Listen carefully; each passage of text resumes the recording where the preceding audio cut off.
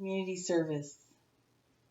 Why do I think the U.S. government should require us to perform some sort of community service every year? The best way to find yourself is in the service of others. Mahatma Gandhi. Community service. Why do I think the U.S. government should require it? What is our current rate of community service in America? And stories to back up my claims. That's what I'm going to talk about today. Currently, community service is performed by 1 in 4 Americans, which is a full 25%, which is wonderful. I propose that a full 100% perform some sort of community service every year.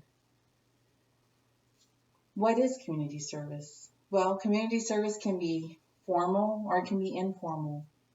Formal community service is serving the homeless, serving in a crisis pregnancy center perhaps, maybe serving in your church.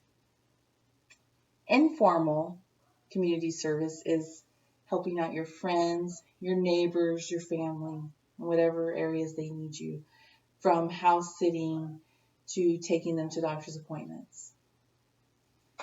Well, my idea is that we should be required as U.S. able-bodied citizens to perform at least 10 hours of community service every year. That's less than 1 hour per month. I think it will positively impact not only our lives, but our greater community. Personally, I have some stories to tell you about the impact community service has had on my life. Before I started engaging in community service, I was very, very shy. I wouldn't talk to any people outside of my small circle. But once I started reaching out and helping other people, I realized that people are just like me. And from there, I got my family involved, and we started getting involved in serving Thanksgiving dinner every year at the Raul Jimenez Thanksgiving dinner. We also started serving in the Elf Louise Project, which helps poor children who otherwise wouldn't receive a Christmas gift. Not only that, but we started serving each other more within our family. And overall, we've just become a lot happier. Well, we've all heard the argument that if I want to volunteer, I will volunteer. I shouldn't be forced to volunteer. Well, I have an interesting story to tell you about that. Thomas McKee, who was a writer for Volunteer Power, said that he organized an event in which he expected a great number of people to respond. He did all the right things. He made announcements. He wrote bulletins about this event that he needed volunteers for. Well, when the day came, he was greatly disappointed. The number of volunteers wasn't what he expected. It was only a handful. In fact, one of the people he expected to show up did not show up. He decided to invite that person to lunch and personally ask them why. Well, what he was told, he'll never forget. That man told him, I would have loved to help you on that project if you would have asked me.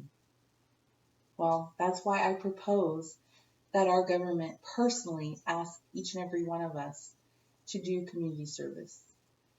Because when we're asked, we're more likely to respond when we're asked personally. According to Jesus in Mark 10:43, whoever wants to become great must become a servant. Right now, look around you. Our society is not other-centered at all. It's very me-centered. What's in it for me? Look out for number one. And where has that gotten us? Mother Teresa once said, the greatest disease in the Western world is not tuberculosis. It is not leprosy. It is the feeling of being uncared for, of being lonely. In fact, 1 in 4 Americans describes themselves as lonely. And how do we cure that? We cure that by serving, by showing our love. And not only do we cure the problem of society, but we become better for it. We become better leaders in our family and our workplace. According to the website greatergood.com, there are certain habits that people can develop that would help them become better servants, thus better leaders. And one of these habits is the ability to empathize.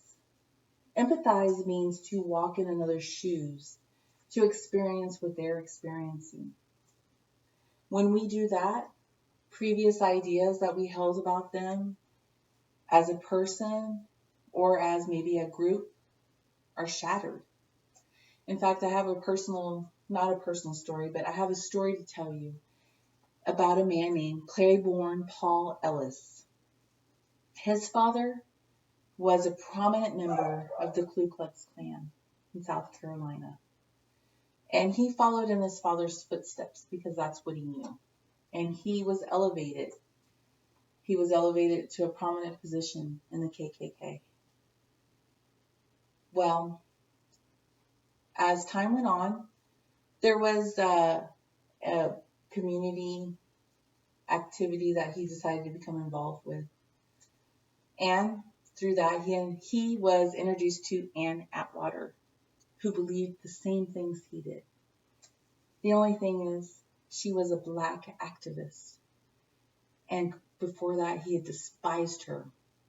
But by working with her in this joint community effort, all of his previous held beliefs were shattered. He said it was like being born again. So that's what I propose. I propose that by serving, by community service, our society will become better. Currently, it's 1 in 4. I'd like to make it 4 in 4. I would like our government to require us to serve, personally ask us to serve. And you've heard stories about why I think this. We've tried other ways. Let's try this way. As the philosopher John Dewey once said, all genuine education comes through experience. Thank you.